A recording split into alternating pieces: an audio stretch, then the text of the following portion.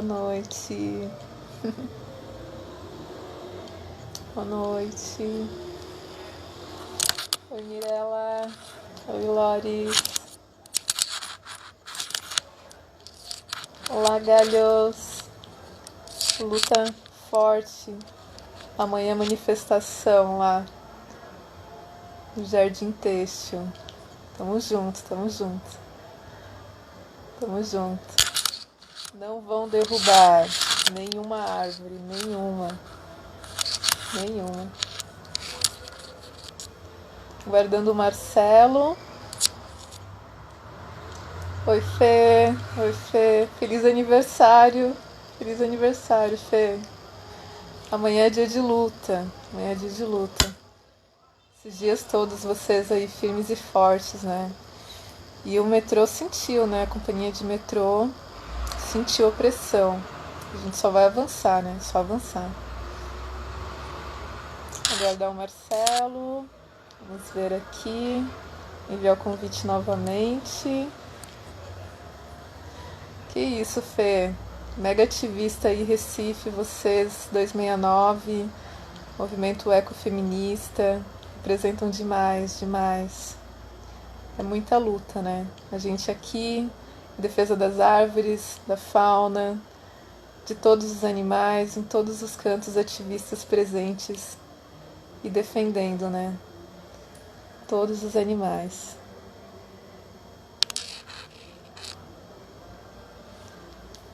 Vamos ver o Marcelo entrar. Enviando convite para ele novamente. Estamos juntas, estamos juntas. Oi, Marcelo Venturini. Boa noite, boa noite.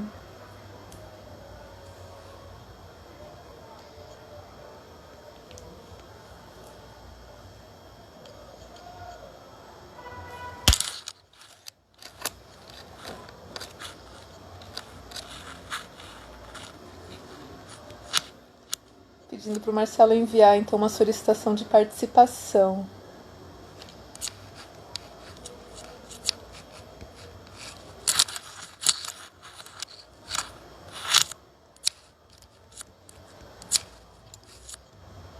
Ah, agora veio. E todos os animais sem especismo, é isso mesmo. Sem especismo, Mirella. Tá aparecendo aí, Carol? E... Então, Então, tá... desde ontem, eu não sei por que eu não estou aparecendo para mim mesmo. Vou estar invertida a câmera. Ah, agora foi. Agora foi. Tá? Mesmo assim, eu não estou aparecendo. Por que eu não sei? Cara, que estranho. Pra nós aqui, eu acho que o pessoal só confirma aqui, mas pra mim tá Não está perfeito a imagem. aparecendo. Na live de ontem apareceu, mas tudo bem. Depois eu verifico o que que é isso. Mas está Tá aparecendo. bem. Que cor é minha blusa? Perfeitamente, é vermelha, Não, é óculos. azul com bolinha cor-de-rosa. Você viajou, tá vendo? Não, pode continuar. Beleza. Tá certo. Eu não sei por que não está aparecendo. Tá bom. Ó, a Fê confirmou lá de Recife e falou que é vermelho também, hein, Marcelo? Então tá bom, significa que ela está enxergando bem. Né? Ah, então tá bom. Chorar de rir. Mas vamos lá, ver se eu estou bem focado.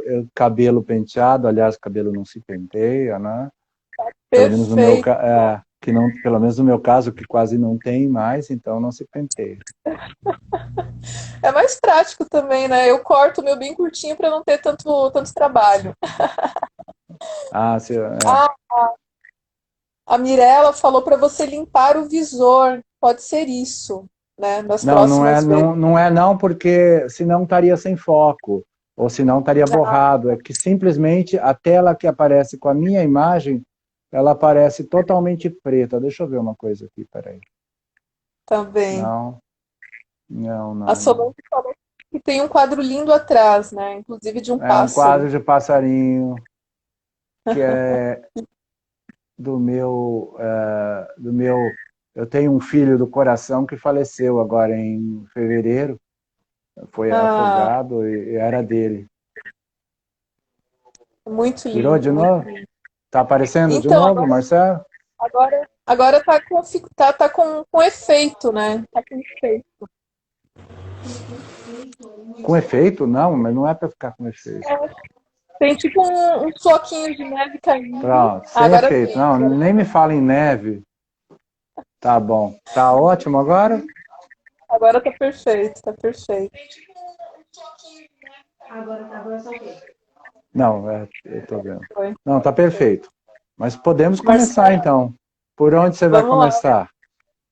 Queria começar a agradecer a tua participação. É uma admiração muito grande pelo trabalho que vocês fazem, pelo ativismo. Uhum. Vocês são muitos exemplos para nós que chegamos agora há pouquíssimo tempo. Vocês estão há 31 anos, né, Marcelo? Nesse combate aí 31 em defesa. anos. Eu assisti uma live recentemente com você e com a Cris lá da Mata Ciliar. Foi incrível, assim. E Ah, a tá, com a admiração. Núbia. Isso, só Direitos Animais Brasil, acho que foi, né? Do perfil deles. Ah, E eu não lembro qual era o título, mas depois disso eu passei a seguir os perfis, nossa, assim, cada vez me encanta mais e me motiva mais a ir além com o nosso ativismo, que em defesa dos animais de confinamento para abate e consumo, animais para entretenimento, como rodeios, animais usados em testes, animais abusados de inúmeras formas, né? E os silvestres são uhum, negligenciados, de modo geral, por ativistas, sim, pessoas veganas. Então, até a gente já conversou sobre isso um tempo atrás, né? sim, Então, sim, eu me proponho, como nação, como ativista, né, que tem um coletivo, um movimento aí em defesa dos animais, a fazer essa ponte, sim, incentivar ativistas a entrarem nessa luta com vocês, né? E por entendermos que não podemos lutar apenas por algumas espécies de animais. Todos os animais devem ser defendidos, né? sim, sim. Então, eu gostaria, por favor, se você puder falar um pouco da SOS Fauna, né, de todo Tá. esse trabalho incrível que vocês desenvolvem. Então, a SOS Fauna, boa noite a todos, primeiramente, obrigado pela presença de todos aqui nessa live. A SOS Fauna, ela nasceu em maio de 2000. A SOS Fauna tem 20 anos e alguns meses, e eu comecei meus trabalhos em dezembro de 1989. Então, eu completo esse mês de dezembro, 31 anos ligado a essas questões. Nós não somos uma organização não governamental de proteção animal. Nós protegemos o animal por tabela, porque nós, primeiramente, pensamos em conservação e, a partir da conservação, você protege. Se você tenta proteger um animal silvestre e somente proteger, e esse somente entre aspas, para que você não minimize o ato de proteção, com silvestres não funciona, igual com cão, com gato, com boi, cachorro, cavalo. Cachorro e cão dá a impressão que é dois bichos diferentes, né? Que eu falei com cachorro, com cão, com gato, com pato, com galinha. Então, existe essa diferença. Então, nossos trabalhos começaram lá atrás, inicialmente com ações de repressão junto com as autoridades constituídas. Nós não somos muito partidários, já fomos do ato de denunciar, porque ao longo dos anos a gente percebeu que ele não funciona muito bem, ou que quando você não tem uma autoridade e uma equipe muito boa que vai atender a denúncia que você realizou, as coisas não saem como você quer ou como você deseja. Então a gente sempre acompanha os trabalhos. Quando não, são pessoas da nossa absoluta confiança dentro da instituição pública que estão fazendo isso em outros lugares, né? Nós nos preocupamos com a função ecológica do animal silvestre, daquele indivíduo que foi retirado daquele bioma no seu ecossistema. Porque cada animal silvestre ele é parte de um todo, ele não é um indivíduo sozinho. Então, hoje, claro que eu não vou fazer isso, mas se você tem uma apreensão de 150 filhotes de papagaio e no momento da apreensão alguém vai lá e sacrifica todos eles, para a natureza não vai fazer mais diferença, porque já foi. A partir do momento que tirou do ninho, já foi. Então, a gente tenta recuperar o que aconteceu, né? Então, a gente se preocupa com a função dele no todo. Em último caso, quando esse animal, se eu consigo devolvê-lo ou não, eu estou me preocupando com o bem-estar dele. Eu estou me preocupando com a liberdade, que é extremamente importante. Eu estou me preocupando com a convivência social daquele bicho. Liberdade, convivência, tudo isso não deixa de ser um ato de proteção. Voar, no caso das aves, né? Não deixa de ser um ato de proteção em relação àqueles indivíduos que você está salvando. Mas quando você não tem essa possibilidade, quando não existe a possibilidade de regresso à vida livre, aí você tem que se preocupar em dar uma melhor condição final de vida àquele animal, desde que ele não traga nenhum risco do ponto de vista biológico, porque hoje você tem alguns vírus circulando entre psitacídeos, que são todas as aves de bico torto, que se houver uma fuga, se houver alguma coisa, você pode provocar um dano ambiental de natureza irreversível. Então, o que você faz? Ou você tranca aqueles animais a 7 chaves, né? E praticamente não conheço quem vá fazer isso, né? Ou então você, infelizmente, submete ao sacrifício, que é o que tem, né? Não é a eutanásia, porque quando não tem jeito. No caso, eu estou falando isso justamente para dar um teaser em relação a essa questão, uma provocação. Porque em relação, você não tem como pegar, por exemplo, o circovírus, é uma doença altamente virulenta, né? Que você tem, que infelizmente foi importada, nós temos com ela aqui, e que ela é capaz de destruir populações de papagaios, de araras, se ela for para o meio livre. E como é que você faz? Então, isso é uma coisa bastante delicada que a gente mexe, e quando você trabalha com conservação, você tem que olhar isso sob todos os aspectos. Mas isso não é o maior problema. O maior problema é lugar para manter, o maior problema que você tem hoje é aquilo que a gente conversou, de tentar arrastar muita gente da proteção animal, do veganismo e do vegetarianismo para essas questões. E o arrastar não se prende só à manifestação, a gritar, a berrar, se prende às ações, né? As ações conscientes, pé no chão, e se não faz ação, compareça ao caixa, né? Ou seja, ajude aquela ONG, aquela outra que lida com cachorro, gato, porque eu vejo muita coisa, eu estou rezando por vocês, não ajuda, né? Eu torço por vocês, não ajuda.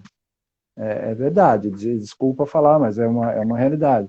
Isso não traz para a organização que tem inúmeros problemas uma solução.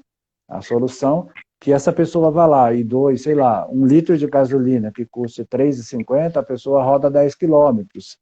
Com o fato dele querer dele falar que se comove, que chora, isso não leva. Então a gente tem que trazer esse pessoal para perto da gente. Não é genérico, mas uma boa parte é assim. Faz perguntas, eu quero ser perguntado. Eu tenho um comentário aqui da Mônica, e ouvindo você também. São muitas dificuldades, né, Marcelo? É a questão de manter a estrutura da ONG para que ela continue desenvolvendo o trabalho, é a questão de também uma resposta do poder público quanto a como lidar com esse crime que é o tráfico de animais, né? E também amparar vocês, ONGs e defensores dos animais silvestres. A Mônica, ela comenta que morar em cidade do interior, eles não têm órgãos empenhados e representativos quando fazem resgate de algumas aves silvestres. É uma tortura para evitar enviar aos CETAS, né? Então, deixa eu ver, a Mirella fala que quem tem dó coloca, quem tem compaixão realiza uma ação. Então, precisa de atitude, né? Então, todas nós, a maioria das pessoas que estão na luta em defesa dos animais, temos conhecimento das dificuldades que enfrentamos. seja na Sim. proteção animal, seja na defesa do silvestre, seja avançar no combate a, à exploração de animais pelo agronegócio. São várias frentes e dificuldades em comum. O que nos une mesmo, que a gente percebe que sempre está dificultando o nosso avanço, é também a parte de legislação. Não sei se você concorda, Marcelo, que aí a gente precisa de legisladores Também, dedicados. também. Porque hoje você tem, você tinha, desde 1967, em 1967, existia a antiga Lei 5.197, promulgada pelo general Humberto de Alencar Castelo Branco, naquela época presidente da República, e, e era uma lei que, embora tivesse o nome de Código de Caça, ele conseguia, você conseguia efetivamente levar para a cadeia, regime fechado, pena de reclusão, quem cometesse crimes de comércio ilegal de animais silvestres, né? Em 1998, essa lei foi quase que totalmente revogada, aí nós tivemos a chegada da nova lei de crimes ambientais. No que diz respeito a animais, dentro da nova lei de crimes ambientais, o que se ganhou? Você ganhou o artigo 32, que trata da questão dos maus tratos, o artigo 32 da 9.605, e tudo que você tinha na Lei 5.197 com relação à fauna silvestre, você carregou para os artigos 29, 31 e o próprio 32 da mesma lei. Só que nenhum permite que você leve uma pessoa presa em flagrante delito para regime fechado. Então, se o acusado, naquele momento, ele se comprometer a comparecer em juízo, você não tem como levá-lo à cadeia.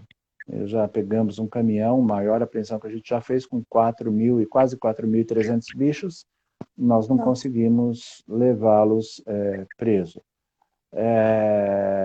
Mas eu não sei, Raquel, se a mudança da legislação, ela, de momento, é uma coisa que causa impopularidade política ao parlamentar que tentar fazer isso. Por quê?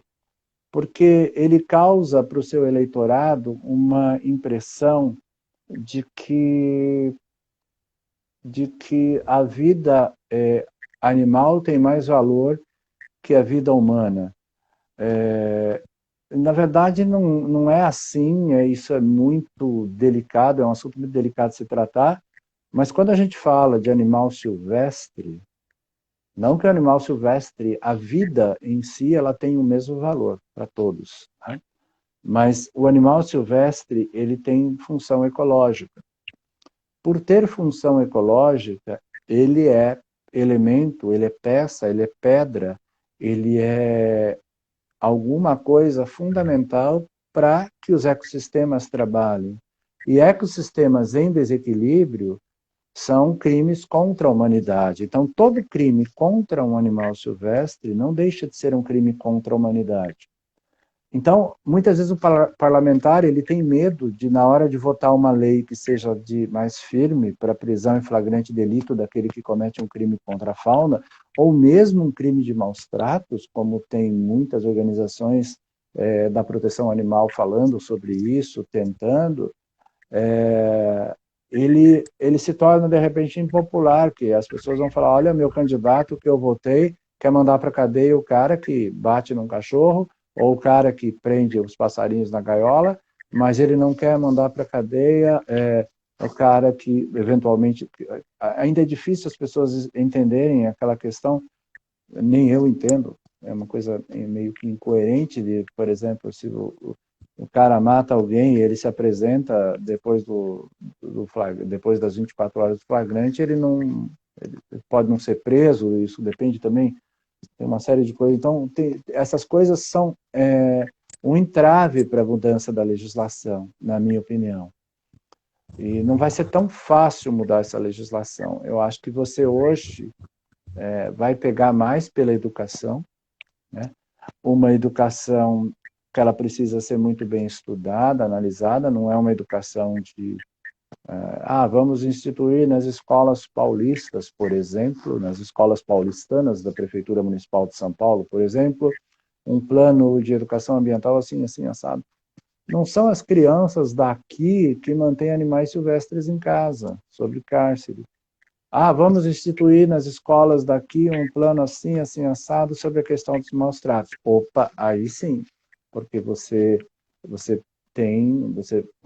tem muita criança que cresce num meio violento, onde é comum bater num cachorro, trancanfiar um cachorro, amarrar um cachorro, e fazer uma série de coisas com o animalzinho, né? Então, a cultura de rodeio, se você vai, eu viajo muito pelo Nordeste, eles têm a vaquejada como uma coisa muito cultural, muito forte, e que a criança crescendo naquele meio, ela cresce, infelizmente, com uma coisa sendo como se fosse natural. E isso também leva à violência, de crescer um cidadão violento mais tarde, né?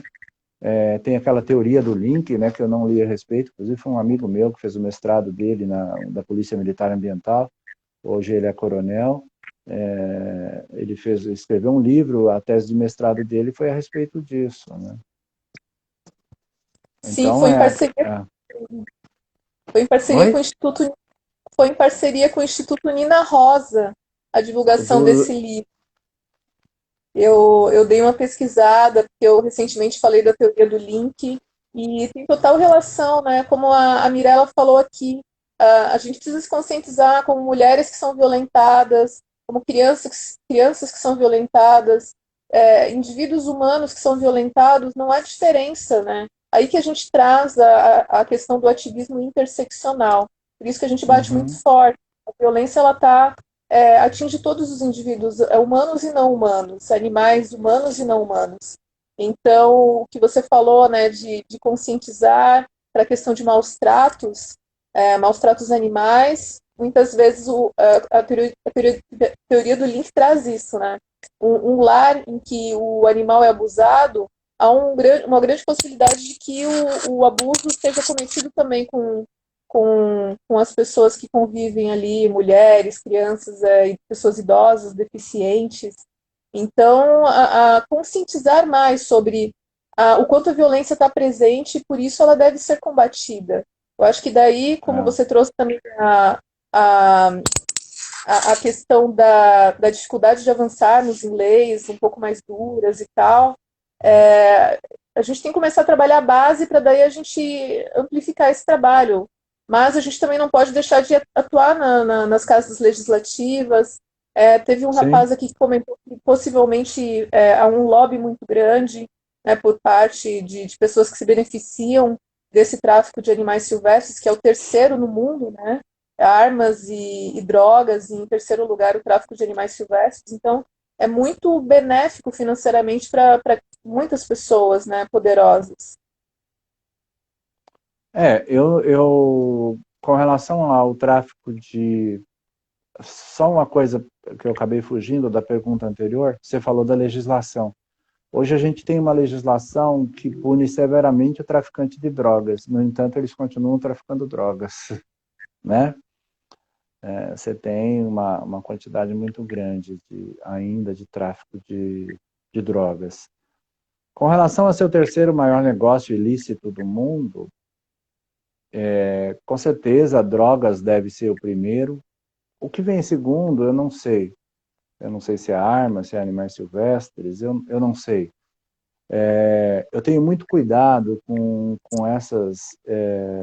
esses dados que são divulgados por órgãos de imprensa, por instituições, que muitas vezes não põem o pé na lama para conhecer o problema de perto. É igual a questão que se atribui números de retirada de animais silvestres da natureza. Como é que você pode atribuir números para uma atividade ilícita quando você tem o crime finalizado, o crime consumado? Vou te dar um exemplo. Atribuem-se números, começou na década em 92 ou 95, saiu um documento da WWF dizendo que o Brasil ele retira anualmente 12 milhões de animais silvestres, retirava de suas florestas todos os anos, anualmente. Quando foi no início da década passada, em 2000, ela continuou batendo nessa tecla. A Rentas, uma organização não governamental que lida com isso também, já disse que não era 12 milhões, mas eram sim 38 milhões. Como eu posso falar de algo que eu não estou vendo acontecer? Vou te dar um exemplo. Você mora em que bairro de São Paulo? No centro. Centro. Você mora no centro. Você acha que existe tráfico de drogas no centro? Existe. Ótimo. Então você tem ali cocaína, crack, maconha. Vamos falar em maconha. Quantos quilos de maconha são consumidos anualmente na região do centro? Você nunca vai saber, Carol. Você vai saber o que passa pelas autoridades e o que é apreendido porque tem dados. Mas o que é consumido, você sabe que é muito, muito, mas que é muita coisa mesmo. Mas você falar, são 122 toneladas, são 87,8 toneladas, como é que você vai saber? Então, é muito interessante você começar a desconstruir essa ideia desses números muito certinhos a respeito de uma atividade que, quando o crime é consumado, ou seja, mesmo a droga, quando a droga chega ao usuário, ao final, seja a cocaína, seja a maconha, seja o crack, seja o passarinho, não dá para você saber. Né? A não ser que as pessoas, que fossem os consumidores finais, te enviassem todos os dias um relatório de quanto eles estão consumindo. Né? Entendeu? Sim. Essa moça que falou, Mônica Lopes, né? Ela mora em que cidade? Você A conhece? Mônica. Sim, a gente se conheceu recentemente. Mônica, só informa aqui por gentileza. Só para confirmar, porque eu não quero passar uma informação incorreta. Por gentileza, informa a sua cidade.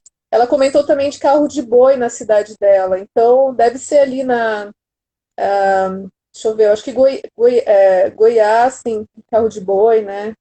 Goiás o estado todo tem carro de boi. Né? Vamos Goiás tem, aguardar. Mato Grosso do Sul tem, Mato Grosso tem, Minas Gerais, Mônica. Minas tem, Oliveira. tá. Ela Olive... reside em Oliveira, Minas Gerais. Minas é um E estado muito complicado para o tráfico. aqui para São Paulo, Marcelo, recentemente eu vi você comentando dos papagaios do Cerrado, né? Eu não sei se já passou a época desse tráfico forte desses animais, infelizmente, mas Não, tá chegando. tá chegando ainda. Eu vi que Tá, eles são agora distribuídos. nos próximos dias a gente já deve começar a ter as apreensões acontecendo. Né? Eu vi que você comentou que eles são distribuídos para praticamente todas as cidades de São Paulo, né? Do estado de São Paulo, porque é uma quantidade E muito grande, né? eu não Os entendi a tua papagaios. pergunta. Eu vi que você comentou que os papagaios do Cerrado são praticamente distribuídos para praticamente todas as cidades do estado de São Paulo, que é uma quantidade Os, muito grande. os indivíduos para o tráfico? Isso, os papagaios mesmo. Não, não é isso. Eles vêm para a grande maioria do tráfico, grande peso do tráfico de filhotes de papagaio verdadeiro, que é o Amazona estiva, né, o nome científico. Eles vêm atender São Paulo e região metropolitana. Então Ah, tá. você tem grande, e algumas cidades, então você tem grande ocorrência de tráfico de animais silvestres, de papagaio, filhotes. São Paulo, Guarulhos é muito forte, Osasco, Itaquaquecetuba, Mauá, Ribeirão Pires, Taboão da Serra, Embu das Artes, Carapicuíba, Barueri, Mauá já falei, Arujá, Santa Isabel, Ferraz de Vasconcelos. Você tem inúmeros municípios da região de Diadema, da região metropolitana de São Paulo, que são grandes consumidores dessas aves também. Fora da região metropolitana de São Paulo, você tem algumas cidades fortes, que são Campinas é uma delas, Santos, litoral, aqui nosso litoral é outra, né? Sorocaba, Limeira. Depois você não... não é que você não tem, eu não tenho muita informação a respeito, mas o que eu acompanho todos esses anos, o mais forte deságua aqui mesmo, né? Muito. Certo. E a tua atuação, ela fica mais concentrada em que cidades, assim, ou você sempre está circulando por estados e como que é, Então, assim, a atuação mais forte? então, Carol, agora, devido à pandemia, a gente está mais tranquilo, entre aspas, mas a gente atua muito nos estados da Bahia, do Pernambuco, da Paraíba, Minas, Mato Grosso do Sul, e atua, não no sentido, às vezes o atua não significa que a gente vá até lá. A gente, por exemplo, no caso da Bahia, a gente já foi muito, Pernambuco, Mato Grosso do Sul demais, Goiás, e região metropolitana de São Paulo. Às vezes existe, às vezes não sempre, existe a necessidade de deslocamento, dá para fazer operações e tudo, mas não tem recursos financeiros para ir. Né? Então, hoje a gente está criando uma estrutura, tentando criar um fluxo de caixa dentro da organização para que você mantenha esse tipo de atividade, porque a atividade que, quando você fala em tráfico de animais, não é só o manejo com animais, mas assim o trabalho com inteligência, às vezes o deslocamento aéreo, o deslocamento terrestre, hospedagem, então, alimentação. Você tem uma série de coisas que você precisa pagar, e eu já escutei há alguns anos atrás, quando a gente pedia ajuda para algum tipo de trabalho, a pessoa fala, se for para ajudar o bicho, eu ajudo. Não, para você viajar, não. Para vocês viajarem, não. Então, é delicado isso. Aí você tem vontade de sentar com uma pessoa dessa pessoalmente, ou pegar na mão dela e falar, vamos viajar para você conhecer o tráfico pessoalmente, para você ver como é que é, né? É isso. Um pouco frustrante às vezes, mas aí está a prova de que vocês dedicaram a vida de vocês nesses 31 anos, né, a essa Sim. causa.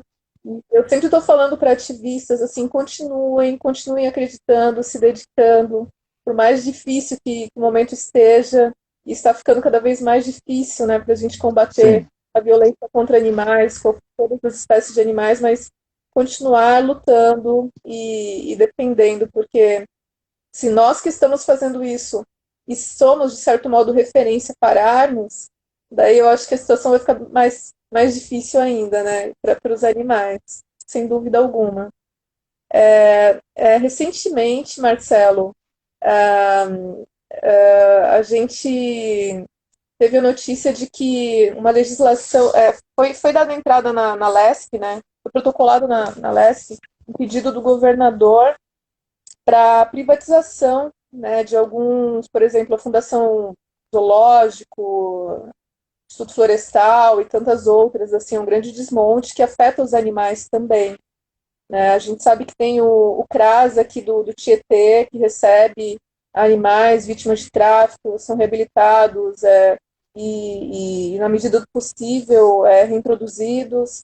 E eu penso como que a privatização pode afetar essa unidade tão importante nesse trabalho de conservação e reabilitação e soltura desses animais para a comunidade, para São Paulo, né? E a Fundação Zoológico é uma questão que também a gente vê como muito complicada para os animais que lá estão confinados. Nós não defendemos o confinamento de animais em nenhuma hipótese, mas a gente entende que a privatização piorará ainda mais a condição deles naquele espaço, né? Você entende que a privatização do zoológico irá trazer algo de mal para os animais? Ah, sem dúvida, sob os cuidados do poder privado, da iniciativa privada, os animais, por exemplo, a gente tem ações agora de lutar por determinados indivíduos que estão em zoológicos para transferência para santuários. A nossa luta propor, como ativistas, assim, independente da condição que estejam ocupando ou que pretendem ocupar, lutar por uma transição do modelo de zoológico, um modelo que não permita a visitação, em que os animais estejam livres de assédio, de estresse, né? Sem exploração animal, com venda de ingressos, essas coisas, e a gente entende que alguns não podem retornar ao seu habitat, você sabe muito bem, né? Mas também, é, se eles estiverem confinados, que eles não estejam expostos, como eles são expostos no zoológico, por exemplo. Então, assim, a gente trabalha muito forte esse plano de transição de modelo de zoológico para santuário. Ainda não é possível materializar, colocar em andamento, enfim, por inúmeras razões que a gente tem conhecimento, né, desse modelo estabelecido, o poder público completamente indiferente, né, aos animais, mas a gente está trabalhando para evoluir nesse sentido. Mas, mais especificamente quanto à CRAS, né, o CRAS afetado por essa privatização, qual pode ser o efeito devastador nesse sentido? Não sei, Carol, eu não. É uma pergunta que eu não consigo te responder, porque todos os CRAs passam por enormes dificuldades. Eu não sei se com. Porque um CRAS, se ele fosse privatizado, ele ia ser uma instituição que ia receber verba do poder público para poder executar a mesma coisa que o CRAS executa agora. Eu não sei se isso seria benéfico ou não. O que você tem na instituição pública, muitas vezes mesmo, é um relaxamento das suas funções que não são feitas como deveriam, né? Eu penso que, pelo menos do meu ponto de vista, eu conheço muitos CRAs no Brasil, eu penso que, dependendo da condição econômica, do valor de transferência que cada CRAS vai receber, da equipe que tiver lá dentro, da gestão dessa instituição, ela passando, no meu entendimento, para a iniciativa privada, pode ser que fique melhor do que está. Eu não sei. E a gente precisa estudar, porque todos passam por muita dificuldade nas mãos do poder público. Quanto que gasta um CRAS muito, por exemplo, você pega o CRAS do Tietê, se ele tem uma verba de X por mês, se não, agora entra o período reprodutivo de papagaio, ele precisaria de 35% a mais da verba. Você acha que o poder público vai fornecer? Não vai. Aí ele já começa a ter inúmeros problemas. A gente teve um caso no Pernambuco. Eu comprei umas papas aqui para filhotes de papagaio para mandar para lá. Foi uma campanha que tinha tido uma apreensão de 517 filhotes de papagaio em Salgueiro, no sertão do Pernambuco, e a gente conseguiu mandar 2 remessas grandes de papa para lá. E uma mulher, que ela era quem geralmente vencia as licitações para a compra desses itens lá no estado do Pernambuco, ela meio que achou ruim que a gente estava enviando as coisas porque ela tinha um preço muito legal e que não sei o quê, e que a gente estaria... ela não chegou a dizer isso, mas a gente estaria passando na frente atrapalhando as vendas dela para o Estado. Por quê? Porque a gente estaria mandando alguma coisa de graça, claro, eles não iam precisar comprar, mas a gente estaria mandando uma coisa por um preço que nós mandamos daqui para lá, que nós pagamos aqui R$ 12 e alguma coisa em cada pote de papa na época. O mesmo pote que nós pagamos 12 aqui, ela vendia lá como preço mais barato, que ela tinha ganho licitação, por R$ 58. Se entra um negócio que custa 12 aqui, por mais que ele viaje para o estado do Pernambuco, incluindo frete, impostos, tudo, isso não vai nem dobrar de preço, não vai chegar lá a 20 e poucos reais. E ela vende a 58 e alguém dava nem nessa época, é porque alguma coisa está errada no estado, né? Então, eu não sei, cada CRAS deve ser um caso, cada um deve ser analisado com muito cuidado, deve ser observado, né? Todos em nível Brasil, tanto os da prefeitura, das prefeituras, como os do estado, dos estados, como os da União, do IBAMA, do ICMBio, né? Então, eu acho que precisa também, por parte do poder legislativo, seja ele municipal, federal ou estadual, investigar isso, olhar com cuidado e verificar a condição de cada CRAS, né? O que ele está recebendo, se está sendo suficiente, se não está, se não está, por que não está, quanto está se pagando essas coisas. Então, e cabe também ao próprio Ministério Público, às vezes, ter a iniciativa de fazer esse tipo de coisa, né? De olhar, de buscar, né? Ah, não, eu preciso receber a denúncia, por quê só recebendo a denúncia? Vai lá e olha. Vai lá e olha, investiga, quer saber, quer conhecer, põe a mão na massa, fica um dia, né? E por aí vai. É uma Tá, pergunta difícil de responder. sim, mas ó, só deixa eu falar, só deixa eu fazer um comentário. Você não é a primeira pessoa que me chama de Carol. Eu não sei se tem uma entidade que anda comigo, mas Não, olha, não é muito Carol, louco. é É Raquel, Raquel, é Raquel, Cas. Raquel Vegas. Mas ó, não fique assim, porque ó, eu acho que tem alguma coisa, alguma situação aí que eu tenho que descobrir ainda.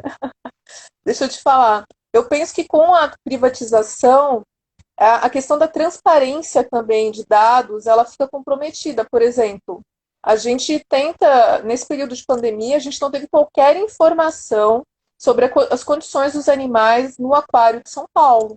Isso nos deixou assim com grande aflição. E a gente, por mais que a gente tentasse acessar, não tinha como.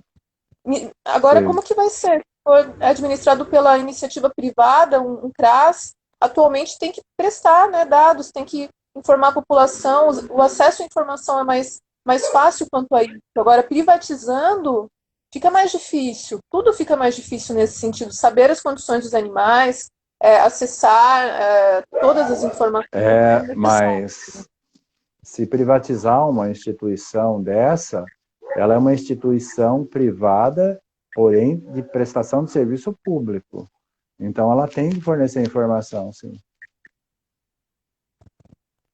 Tá, é uma questão da gente estudar muito, né, antes da gente É, iniciar uma mobilização, que a gente está bem nesse momento, né? A gente está trabalhando aí num plano de mobilização contra esse pacote aí de desmonte, né, das estruturas administradas pelo poder público aqui do sim. estado, né? Quanto a São Paulo, Marcelo, você comentou bastante aqui da importância de trabalharmos a conscientização. No momento, a SOS Fauna desenvolve algum trabalho com crianças, vai a escolas, tem contato direto com elas, passando informações sobre a importância da preservação, da conservação, né, até dos maus tratos, né, aos animais. Então, com relação a crianças, a gente fez muito pouca coisa aqui em São Paulo.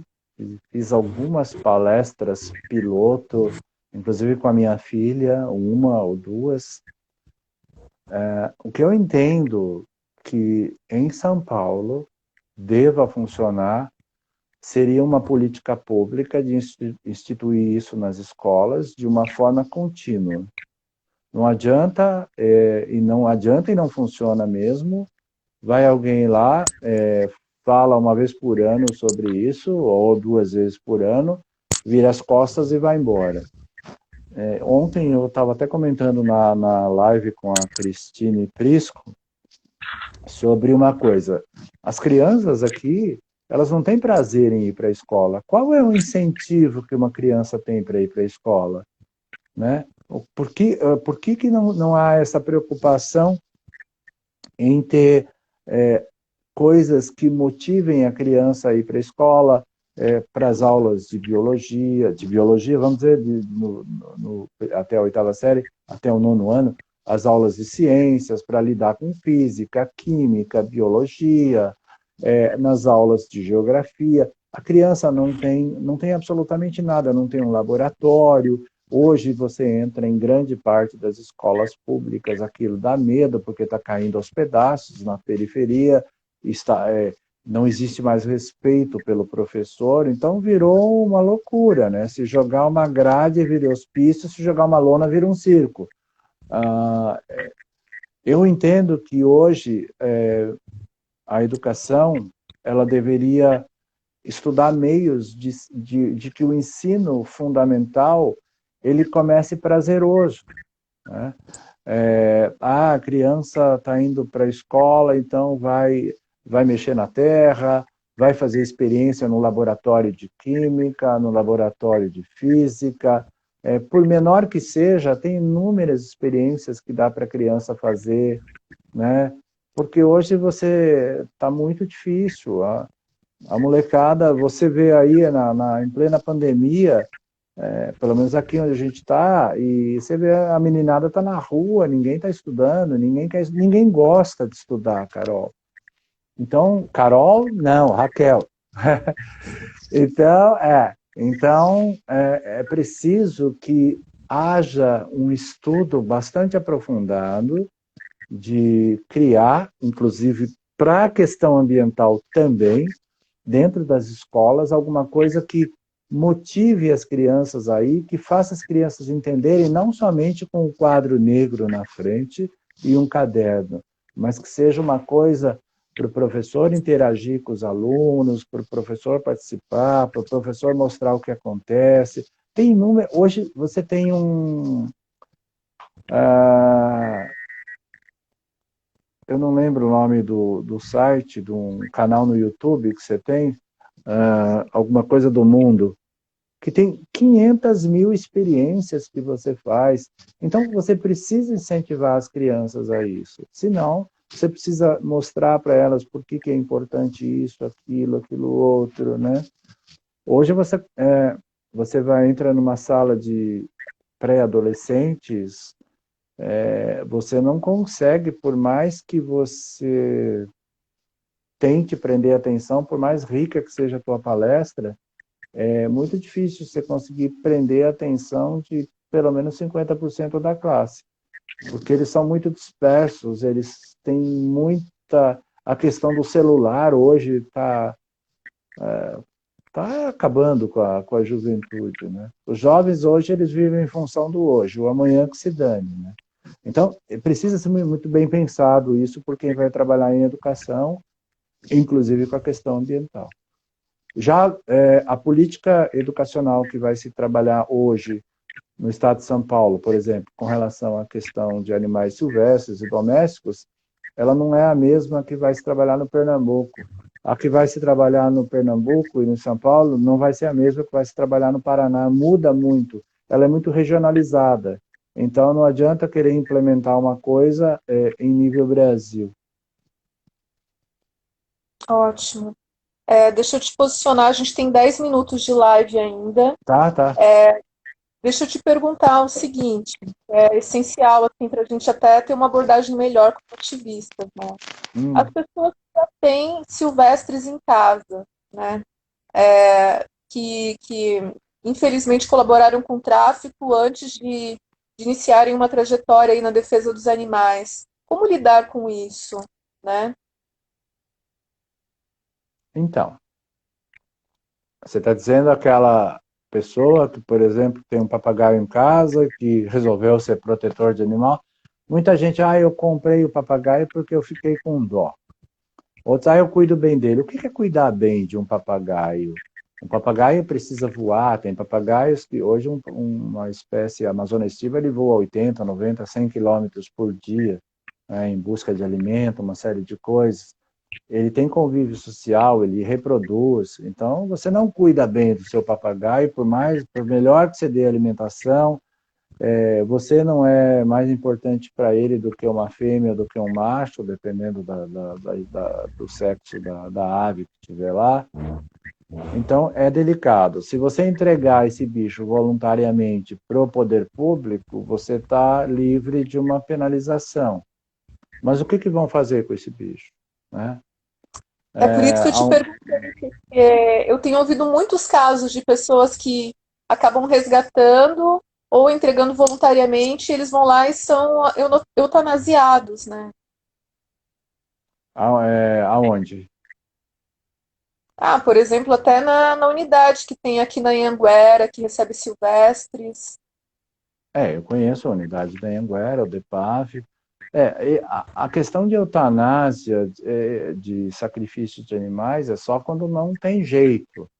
Mas é uma coisa delicada. É o que eu falo, cabe ao Ministério Público investigar, entender o que acontece nesse sentido. Fica uma ideia aí para quem tem nessas condições, façam projetos para que vocês possam colaborar com o poder público na soltura dos animais que serão entregues. É fácil? Não, não é fácil. É muito complexo, Raquel. É uma coisa difícil, porque hoje se eu falar para você que, que se entregar um papagaio em um centro de triagem de animais silvestres, ele vai receber o melhor destino, eu não sei. Depende do centro, depende da equipe, depende dos planos de manejo e soltura que eles têm. Tá cheio de papagaio solto em São Paulo agora. Você acha isso bonito? Não, eu não acho isso bonito. Isso aconteceu por sei lá que motivo. Eu não sei por que está cheio de papagaio em São Paulo que nunca teve. É muito bonito abrir gaiola e soltar. Não, não é muito bonito. Eu estou falando do ponto de vista de conservação. Então, por que já escutei histórias de gente, ativistas da proteção animal, que compraram já, não sei se isso é verdade ou não, compraram filhotes de papagaio e cuidaram para soltar. Nossa, que loucura, isso não se faz, não pode. Você pode comprar, cuidar, comprar não é certo que você está colaborando com o tráfico, mas você pode trabalhar com projetos de soltura para levar esses bichos de uma forma correta, do ponto de vista científico, às suas regiões de origem, né? Mas não soltar aqui em São Paulo, né? Periquito australiano, E, e calopsita,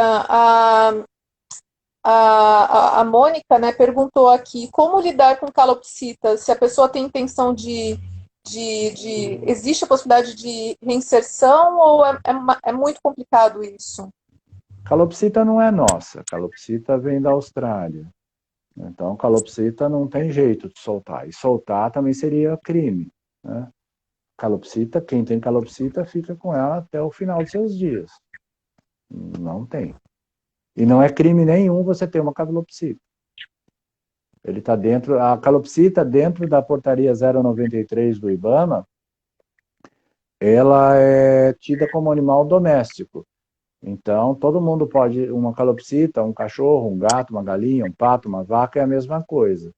Até tem dois bichos que estão dentro dessa portaria, que eu acho até esquisito de estarem lá, é camelo e dromedário. Então, todo mundo que quiser ter um camelo e dromedário em casa pode, sem nenhum problema, né? Você não vai querer ter um camelo na tua casa, né? É um absurdo. Quando você falou dessa portaria, naquela live lá, eu fiquei assim, indignada, né? Com a tamanha incoerência. É. Indignada. Marcelo, deixa eu te perguntar aqui. O pessoal está tá curtindo pra caramba a live, vários comentários, a tua filha tá aqui, inclusive, eu acho que é a filha que você comentou que fez atividade com você com as crianças, né? Ah, Então, assim, Vitória. Eu nem vi a Vitória aparecer aqui. isso mesmo. Então, assim, nossa, demais as informações que você trouxe, me fez pensar muitas coisas. E eu entendo, por essa nossa conversa e tantas outras que nós tivemos, que a gente precisa trabalhar fortemente a educação mesmo, né? Sim, Trabalhar a também. prevenção, porque se não tiver esse trabalho forte nesse sentido, a gente só vai tentar apagar e não vai conseguir resolver, porque é Sim, um trem sim. desgovernado, né? O tráfico de silvestres, assim, é algo que não está encontrando resistência, pelo menos assim, a gente não vê um resultado relevante no sentido de redução. Então a gente tem que trabalhar fortemente na educação mesmo, né? Sim, sim. A Súria perguntou aqui, qualquer pássaro preso em ambiente doméstico é crime? Não, só silvestre. Aí, a pássaro foi feito para voar?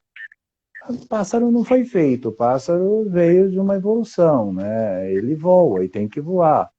Agora, eu não posso pegar um pássaro que veio de outro país e simplesmente soltar aqui para ver ele voar, porque eu estou cometendo um crime contra o meio ambiente, né?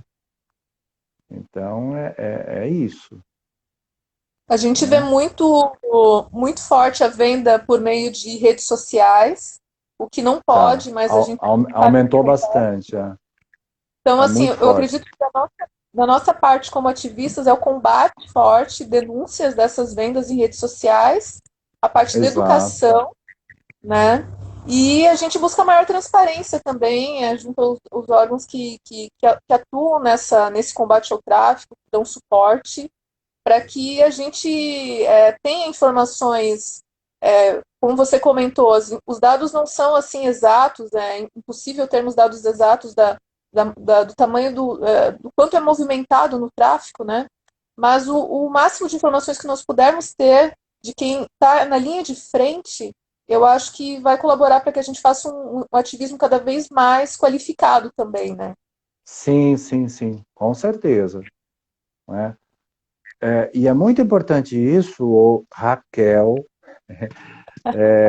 começar a trazer as pessoas do veganismo e do vegetarianismo e da proteção animal como um todo para entender e agir, né? Agir nessas questões que dizem respeito ao comércio ilegal de animais silvestres, à posse, com os pés no chão, né?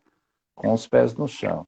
Então, isso é uma coisa bastante importante, é um salto que você começa a dar. A questão de silvestres agora voltou a ficar em alta, sei lá, talvez por causa da questão da Naja lá em Brasília, né? Tem várias Najas lá, né, em Brasília, né? E, vamos ver o que vai acontecer, né? Quem quiser visitar nosso site, conhecer um pouco do trabalho também, é no Por favor, www.sosfauna.org.br.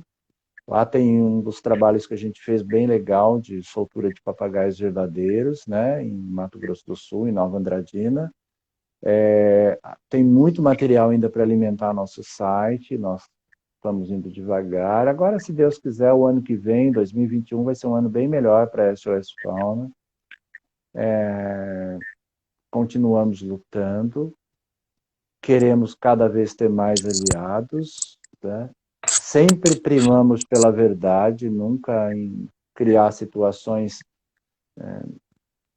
Tem tanta gente que cria, às vezes, situações ruins que não existem no tráfico para mostrar, e como a minha esposa ainda fala, o tráfico tem tanta coisa ruim, para que você vai ficar mostrando outras coisas que não existem, né? a gente tem 15 segundos, então, por Então, favor, pessoal, acessem as redes sociais da SS Fauna, curtam um trabalho maravilhoso e gratidão, Marcelo, força, a gente segue na